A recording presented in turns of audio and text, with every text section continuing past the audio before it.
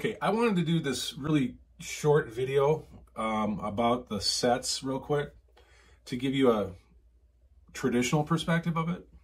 So let's just take a look at the 4 sets one last time here before we dive into some exercises. Look at this first image, set 1. If you look at it, you'll see that the very first chord shape, the strings 1 and 3, have an open circle or a 0. That's the traditional way you might see a chord diagram for this. Notice I don't have them with the darkened circles. And do note, when you look at the classic D shape right below it, on the 12th fret, you see the circles are darkened. And again, do you see what a contrast it is?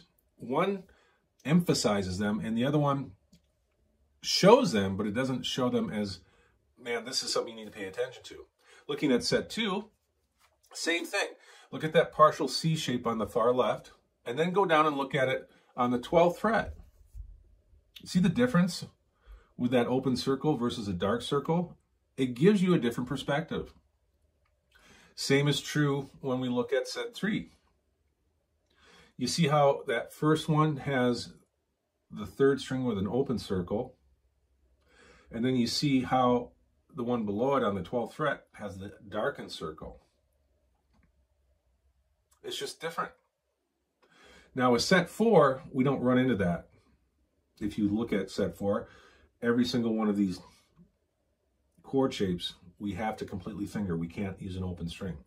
However, we have used some of these shapes with open strings, okay? So the last image of this little video that I want you to see is the C major chord broken down in all 4 sets, going set 1 is column 1, set 2, column 2, set 3, column 3, set 4, column 4. And I have the fingering for everything as well, like I did in the last one. But if you look at, just for a second, look at set 1, 2, and 3. Do you see how the red 3rd and 5ths are announced? I've got 1/3 on set 1 and 1/5. And then for set 2 and 3, I've got a 5th. You know why I had to do that? Because the program I had at the time I was using it would not allow me to put a numeric value on what type of note that was. Why? It's because it did not acknowledge them as what type of note they were in the chord shape. So I had to physically go in, highlight it, and physically write, hey, this is a 3rd, this is a 5th, okay? I'm just showing you this traditional mindset. It goes even into guitar chord programs. There's probably programs out there now that do this, that show that automatically as an open string and tell you what the nature of the note is. But at the time of me getting this put together, I couldn't find one. And I didn't scour the internet looking for all the different apps I could buy to do it, because I didn't have the time to do that. I just found a good program and I was working with it and I had to do a workaround. And again, this shows you the mindset of a traditional guitar theory understanding. You don't factor those open strings in like you do the strings that you have to finger.